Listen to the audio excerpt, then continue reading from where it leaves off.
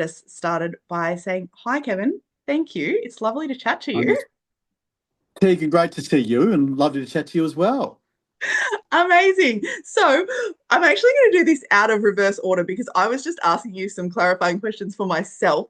But then I was like, you know what? This actually needs to be recorded. So rather than doing the usual tell us about you and your political career and all the things, I think you're quite well known in the area. What we were just discussing is how preferential voting works at a federal level because it's a little bit different. I understand it at a local government level. Haven't even touched it at state. But you're explaining to me for the little green paper, not the big white terrifying one, but for the little green paper, would you explain to us how preferential voting works? Because we have to number everyone, don't we, for our vote to count? Yeah, yeah, you do, Tegan. So on the 11, on the little green sheet this time, the House of Reps, which is the House of Representatives candidates, there are 11 in Page. And in federal government, we have compulsory preferential voting, which means you have to number every box 1 to 11. And what happens is if, let's say, you voted one for a minor party or an independent who got knocked out straight away, they go then to your second preference or your third preference or your fourth preference until your vote ends up with one of the last two people left in the race. So, for example, and usually in Page it's the Nationals v Labor, in the last two that are left are Nationals and the Labor Party. So it depends who have you put above each other. Have you put the Labor Party above the Nationals or have you put the Nationals above the Labor Party if you voted for someone else? And where you put them relative to each other is where your vote finishes. So you might have the Nationals at number 6, but if you've got them above the Labor Party, your vote will end up with me. Or if you put the Labor Party number 9, but you put me on behind that, your vote will end up with the Labor Party. And I just do want to make this point because I think a lot of people don't know it in this election, Tegan, is the Trumpets of Patriots, the Clive Palmer Party, if you like, and I think Donna Pike is the candidate. She has put the Labor Party above me. So if she doesn't win, her votes will go lower to the second, third, fourth preference. She's put Labor higher than me, which means if you follow the trumpet of patriots how to vote, you will end up voting for the Labor Party, not me, with the final two left if that's how it works out. And I don't think a lot of people know that. No, and thank you for explaining that so very clearly. I think that's the best I've ever heard it explained. So I'm just going to say it back to you to make sure I understood it correctly. So on Saturday or prior, if people are voting early, if you take a how to vote card from one of the people at the pre-polls or at the polling stations on Saturday and you follow that, you need to be aware that not only are you voting for your number one, but you need to keep in mind the order that they potentially could be eliminated because that is going to impact the overall vote in the end. So it would be very wise for voters to not just look at who they want first, but to be okay, if it's not them, how is this going to flow on based on, obviously we do know that as you said, it often comes down to, Labor, Nationals, Liberals, etc. So, okay, if it's not your choice, be aware of how those numbers fall because in the end, it will have an impact for the overall governing body of Australia, not just your local representative. Is that correct?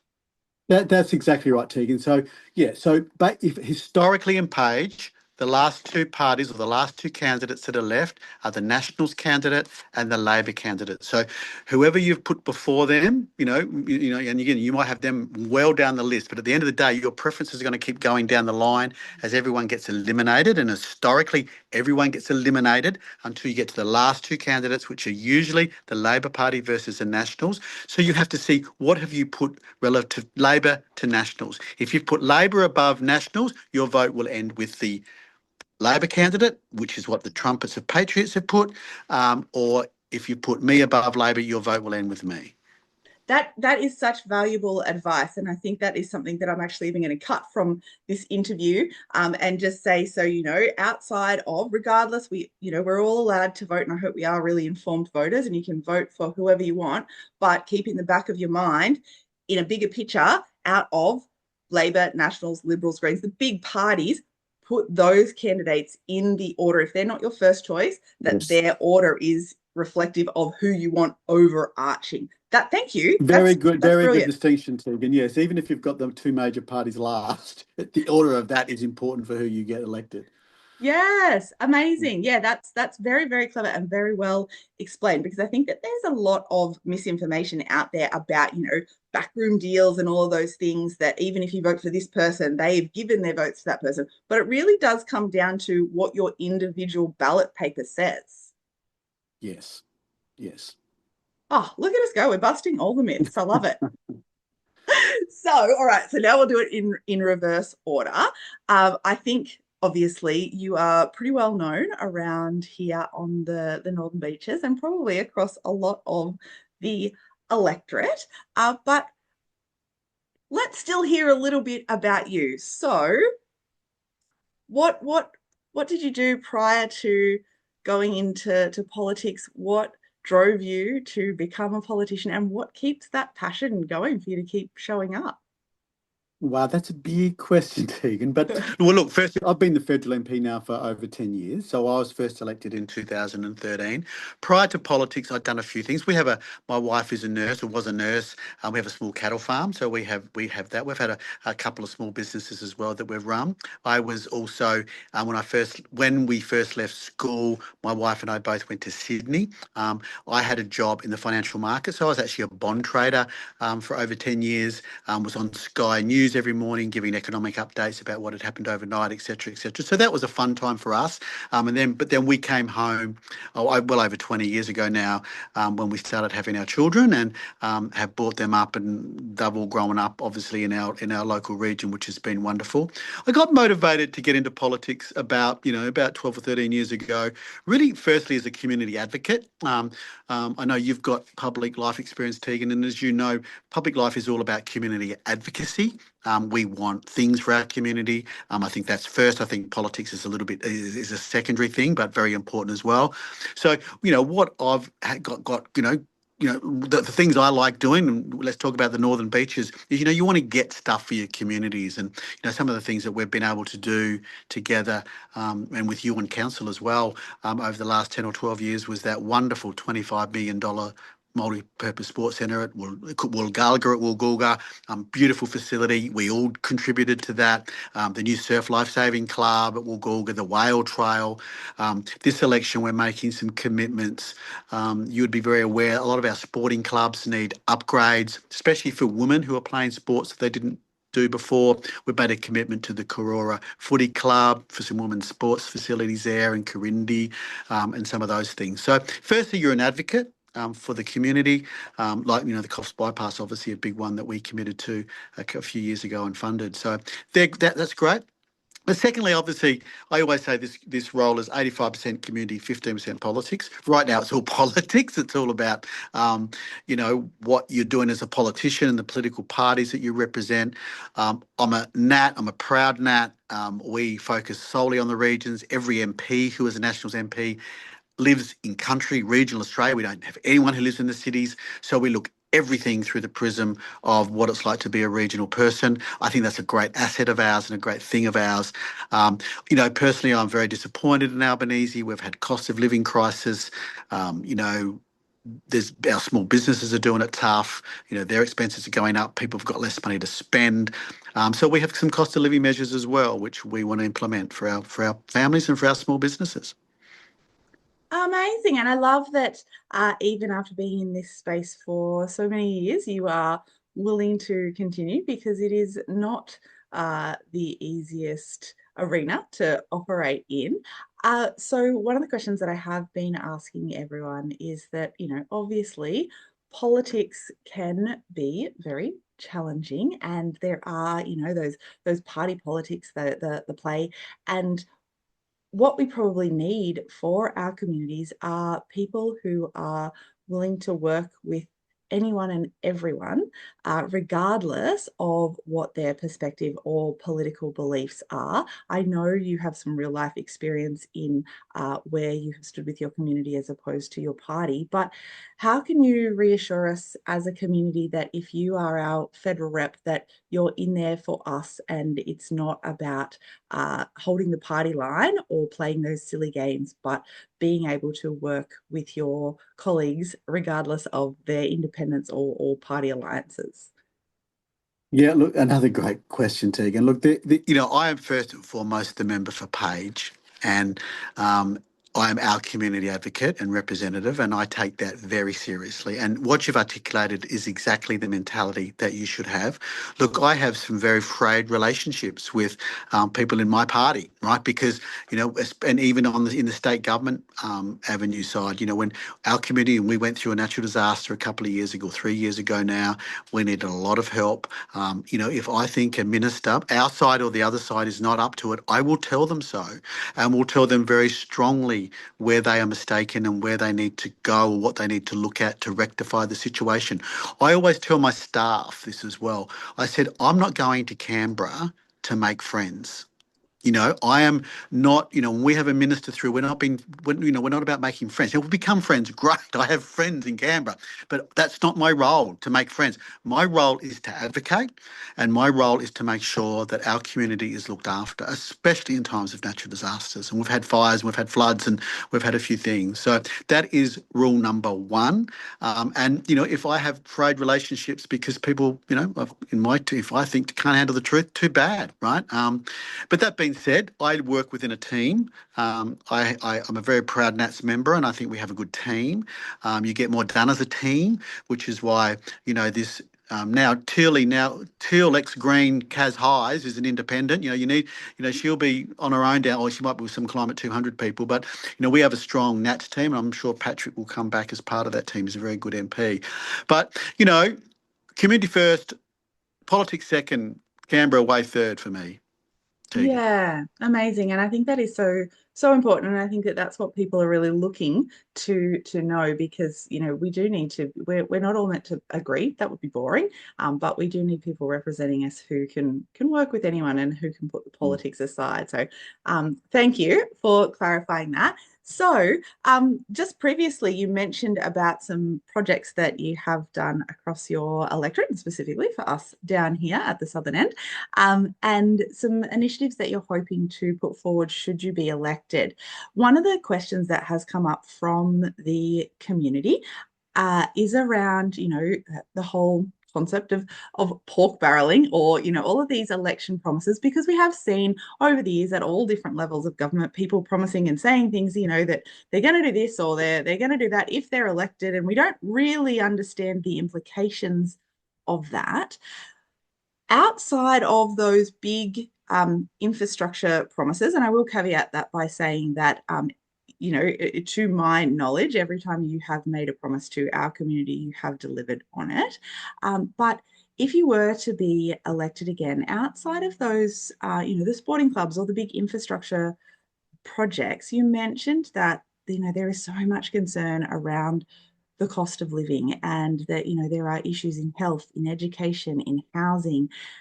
What are the policies or what are the initiatives that you're planning on putting forward to specifically help to relieve some of those pressures for the people of Page, for the little unglamorous things, that are often, they're not the big ticket stuff, but they're the everyday things that accumulate and add up. So what are those things that you're hoping to achieve for us? Yeah, again, take good question. I don't always say this to you, but these are good questions because they're really important in getting down to the nitty-gritty. So one of the things I'm most proud about, and I alluded to it before as a Nat MP, is we're all regional. So one of the big policies we've announced this time, which I think is really important for us in the regions, is the Regional Future Fund. What is that? The wealth of our country, Tegan, is riding on the back of regional Australia. Now, why do I say that? I'm the Shadow Trade Minister. Hopefully the Trade Minister next week, I'd like to be. Now, what are our four biggest exports? Our four biggest exports are food or ag, gas, coal and iron ore. Now, they generate $400 billion worth of economic income to our country every year. Now, we sell $650 billion worth of stuff every year overseas. Two-thirds of that comes from regional Australia. It's coming from our region. And we know just in our region, agriculture's big, right? So we have, we sell a lot of food overseas from just our region.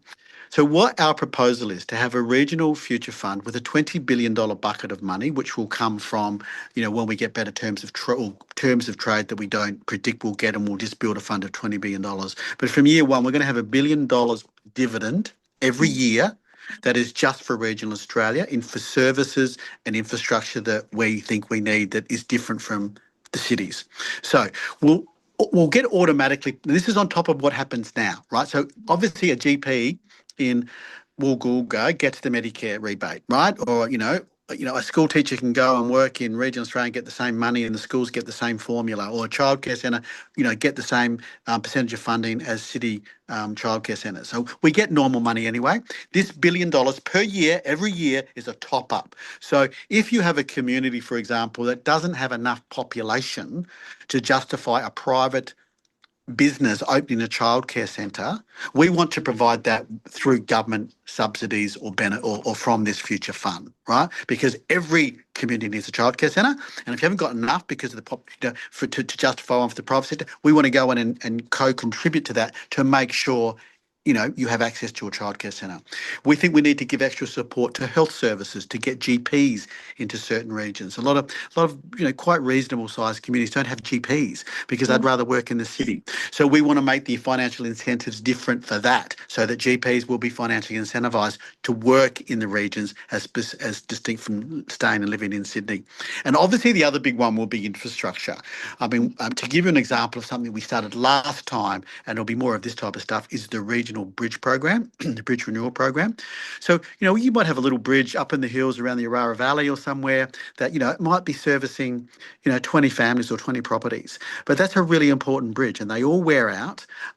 But, a lot of councils, often council bridges owned and operated, and we want to help and co-contribute and subsidise those bridges because, there's probably a cattle property up there or blueberry place or whatever, and we need to get that produce out to fund and to feed our nation and other nations. So it'll be infrastructure projects like that. Amazing, amazing. So let me just make sure that I understood that because I think that that is an amazing initiative. So the what was it called? Sorry, the Future The Regional Future Regional Fund. Regional Future Fund. And now is that replacing something that already exists, or is this an additional Not replacing anything. okay. It's all new. So there's existing programs like we do have the Bridge Renewal Program. It's not Yeah. replacing that. It's not replacing Roads to Recovery, which you'd be aware of as an ex-councillor. Not replacing anything new. And all regional. And look, I'm trying to get some things for regional exporters, because there's going to be $1 billion every year, right? So in the first year or two, we might be focused on X, and then after year 3 or 4, it will become Y, and Yeah. as Z, and then Z. So the focus will change as the needs change for regional communities, but it's not going to replace anything. It is added on and new. Amazing. That's so good. And it's on an on needs basis. And so will it be, is it something that either the state MPs or the council need to apply for, or will it be open to individuals or businesses, or you might, and sorry, you might not even, that level of detail might not even be finalized yet, but I think it's an amazing initiative. So I'd just love to understand Well, it more. well, Tegan, I think it'll be all the above, actually, right? Because we'll be looking to help local councils. There might be state government projects, but there'll be certainly businesses, and like the export stuff that I want to get into, include into, will be to assist exporters, right? So it'll be, I think all of the above. But what we want it to be a legacy project. We don't want it to be up for grabs every election of whether it continues or not. So we don't want to have to go, begging bowl every time to try and get the money. What I said at the start is there'll be 20 billion set aside from revenues generated by exports from the regions Yeah. that we've collected that we put in a pot, and that sits there forever. And the $1 billion will be coming out of that every year as a dividend. So it doesn't matter which government's in. If we win government, we're going to set it up like that. So even then, when we were to lose government, that legacy pot of money will still be there, legislated to flow to the regions.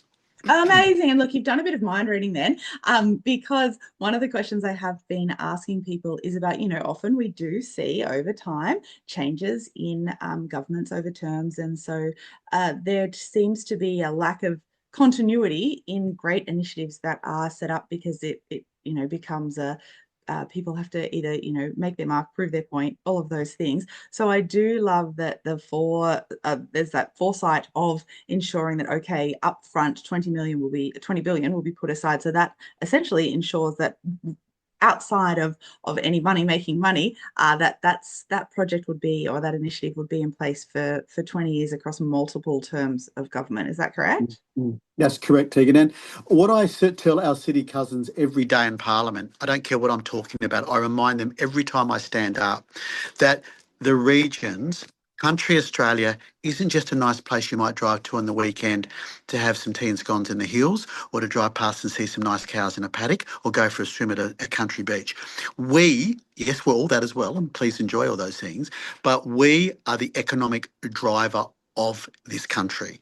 There's no coal mines, iron ore mines, or gas places, or farms in the cities. And two-thirds of those things are our exports. They generate $400 billion a year to our country. The company taxes, the royalties. Oh, sorry, the people. I'm getting excited. I'm throwing my hands around. Let's start. The people that those, the people that those organisations fund is enormous. So we deserve it. We deserve this regional future fund. We deserve better services and better infrastructure because we're funding the country. Yes, heck yes to that. I love that. And I love the emphasis on ensuring that regional and rural Australia are protected. Now, again, this may be a question that I'm springing it on you, and please feel free to say, no, thank you. But one of the things that has come across is a bit of a misunderstanding of how those exports, especially in,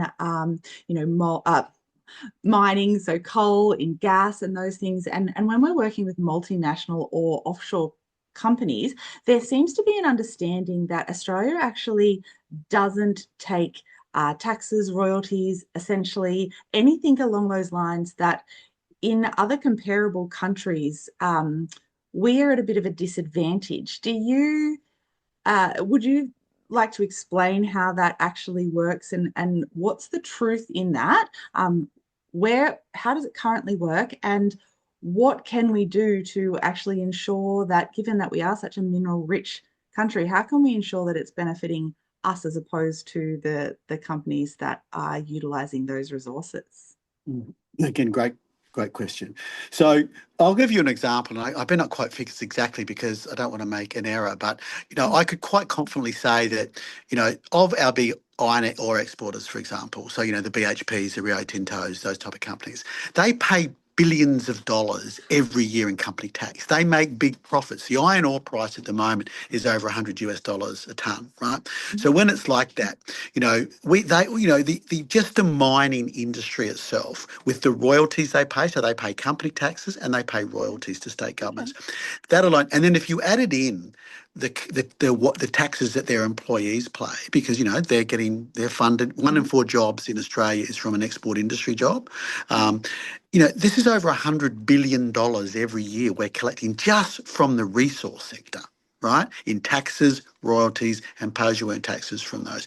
Rio Tinto and BHP alone, their company taxes each year are, is the tens of billions, right? So, they are funding a lot of our schools, a lot of our hospitals, a lot of our road, as they should. This is a resource that is operating and belongs to Australia and Australians. They are companies based in Australia, and they are paying a lot of tax. You've got to be careful how high you go with royalties and with taxes. I mean, Queensland, the state Labor government up there, put the royalties up, and they become some of the highest royalties collected in the world on one of their industries. So that you can make we're not the only ones with these resources. I mean, we're not the only country selling iron ore. We're not the only country selling coal or gas or food. So if you put them too high, you become uncompetitive, and they can buy it cheaper from Brazil, or they can buy it cheaper from South Africa, or they can buy it cheaper from other countries. So there's a limit to how high you go before you become uncompetitive, and we need to watch that. We're a very expensive country to do business in for Okay. lots of different reasons. But, it's a balance. They're paying a lot of taxes. They're funding a lot of things. I think every $10 move in the iron ore price, for example, will affect the budget bottom line of the Commonwealth Government by billions of dollars. Yeah, okay. Well, you know what? That's really interesting again. Gosh, so much of what you're saying is clarifying so many, I guess, miscommunications or misconceptions that are out there because, I think that there is a common rhetoric that, these big companies actually aren't paying us royalties and aren't paying us taxes, where that is quite interesting to understand that, we need to balance what we are charging them with our capacity, given that we are such a mineral rich country, to be able to continue to do those businesses. And given that 1 in 4 jobs in Australia. That's incredible. I didn't know that. Do you know? And again, you may not, so please say no. But do you know where we do sit in comparable markets? You mentioned that it can be quite expensive to do business in Australia, and I can imagine it will be because we're our own continent, far away from lots of the things. So do you know where we do sit in that? Sorry, that's such a specific question. Well, just let me take you back. So you'll hear Greens on polling booths this week, right? They'll say, the companies don't pay their fair share of tax, and they'll come out with all these slogans: "We tax the rich, tax the companies." What I'd say is that the companies that are making money do pay a lot of tax, as they should. Companies who don't make money, and where they distort the figures, is there's always a lot of startup companies, and there are a high percentage of companies in Australia who are startups. They're new companies, and sometimes it takes them a while to start making money. Of course, they don't pay tax; they're not making any money, right? So Okay. that's where the Greens will distort that. But the big companies who are making a lot of money, like the BHPs and the Rio Tintos and those type of companies, pay a massive amount of money in tax because they're making a lot of money, and so they should. But back to the figures that you talk about. Again, I'll just remind everyone, Yeah. we sell $650 billion worth of stuff, infrastructure and services overseas every year. 1 in 4 jobs in Australia is directly related to an export industry company. And then when you count people that also service those companies, so they're indirect, if you like, jobs to exporters, it's even more than that. So, we have this is where I'm very anti Donald Trump's tariff ideas. If you're an open economy that is trading a lot, you become more wealthy. You start to concentrate on what you're good at. I think tariffs will just make the price of things higher in your own country, and will slow down global growth, which I think will be bad for us because we produce too much food. We produce enough food to sell to feed 75 million people. So we want to sell our food. We can't use all the coal, all the iron, all the gas that we have. We have more than we need. So we want to sell these things and make money out of them. So we want to trade, and we want to make money out of trading. And when I say things like the terms of trade, what I mean by that is the cost that you get, or the price that you get for the things that you sell. And our terms of trade at the moment for iron ore, for the things that we sell and food, is very high and very good at the moment. Okay. That is awesome. I love that explanation. Thank you so much for taking the time to explain how it does impact us. And I love that there will be that additional regional incentive that can be used on an ads as a needs basis, so that it's not just one size fits all, but each community can individually advocate for what they need, and then see that might be able to come through to them. So that's actually really, really exciting. And it's good to be able to hear not just a concept of, oh, we'd like to do this, but to be able to hear the level that you can talk to it. I think that feels really reassuring, in that it is something that we will see come to fruition, which is a bit exciting. Now we have been chatting away for a while, and I think we could probably chat forever. So is there anything else that you think is really, really important for our community to know, or something that you have seen out on the pre-polling booths that is coming up over and over that you'd like to take this opportunity to reassure people or to let us know that people have been heard and that you have a plan to kind of address those concerns? Well, yeah, well, Tegan, I suppose I just make a few general comments. I think that we are a lucky country, and I think um, I have had the opportunity to go overseas a few times, and when I come home, I just feel how lucky am I to live in Australia. That hasn't happened by accident. I think we've been very lucky that our forebears have, forged ahead with a great country. We have a lot of economic success and freedoms that some countries don't have. For all of you who are sort of rolling your eyes as you go through this democratic process, be thankful that we have a democratic country and the democratic freedoms that we have. I'm very positive, very optimistic about our country and our future, but that does rely on good government. Obviously, you might say, I believe that we can do better than we currently are in the decisions the current government's making. We need to ensure our economic prosperity by continuing to be an efficient country, that being able to do things as cheaply and as quickly and as productively and quickly as we can.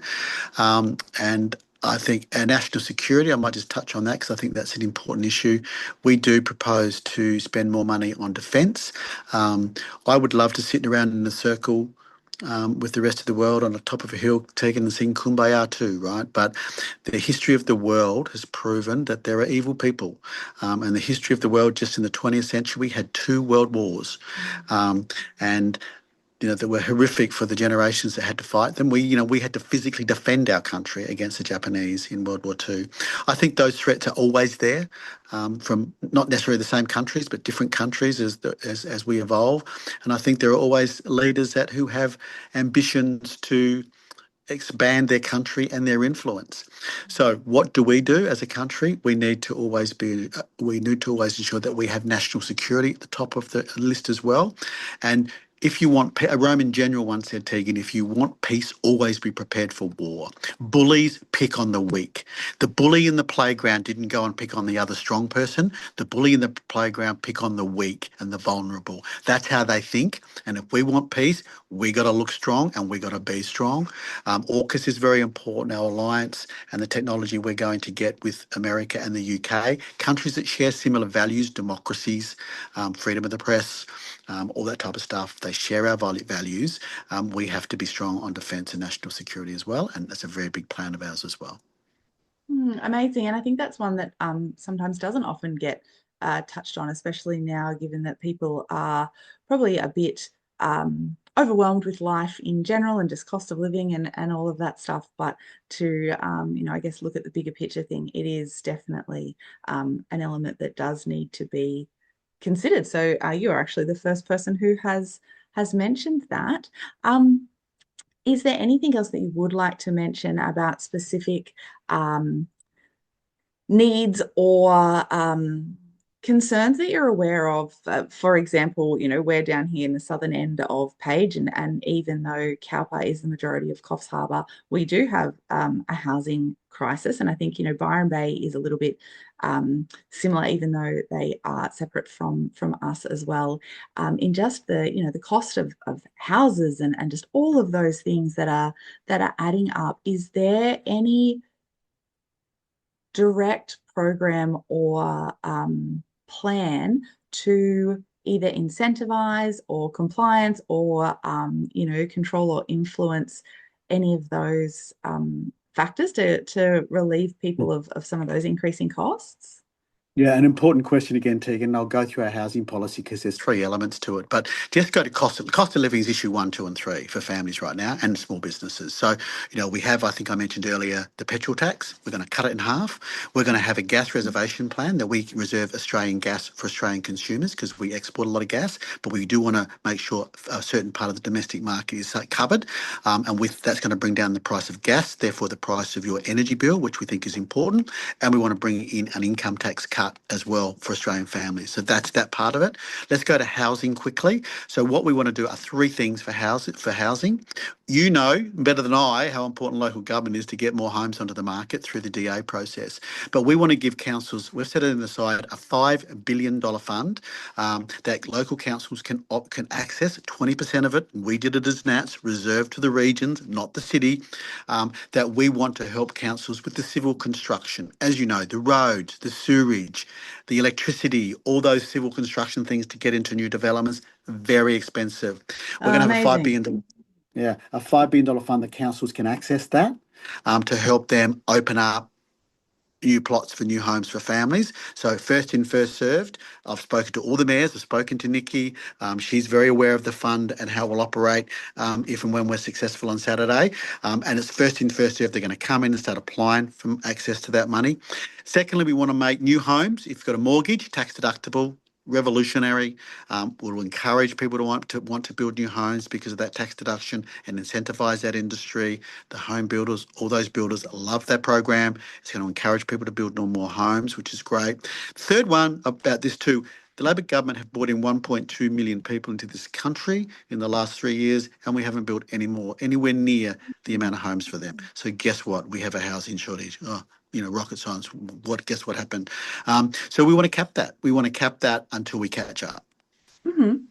Wow. Okay, that's awesome. I do love to see incentives as opposed to compliance. I think that's a great way to stimulate the economy as well. And I love that you are focusing on helping people to be able to, because, affordable housing is not just about creating just more community housing or affordable housing. That absolutely is an important thing, but it's also about being able to create more housing stock and moving people through that housing journey as well. So I love to see that side of it. Is there any commitment, one of the ongoing things that you would be aware of because you've been involved in it in Coffs Harbour and in our northern beaches and your electorate is around how we can work together across all three levels of government to create more community housing in a best practice way. So this is another one of those tricky things because it's not about just building those blocks and creating those housing community subdivisions, but best practice suggests being able to put it in amongst as the land and those new developments open up. So are you aware of within those incentives that you've mentioned, is there any further incentives for developers to offer a number of blocks or to do anything to provide affordable or community-based housing options? You're taking their will, and we, as you may know, do that through companies or institutions or vehicles that subsidise or build the social housing. As you said, very important. And our model will be, we don't want to build a whole lot of social housing together. It can create socio-economic and Yeah. demographic issues.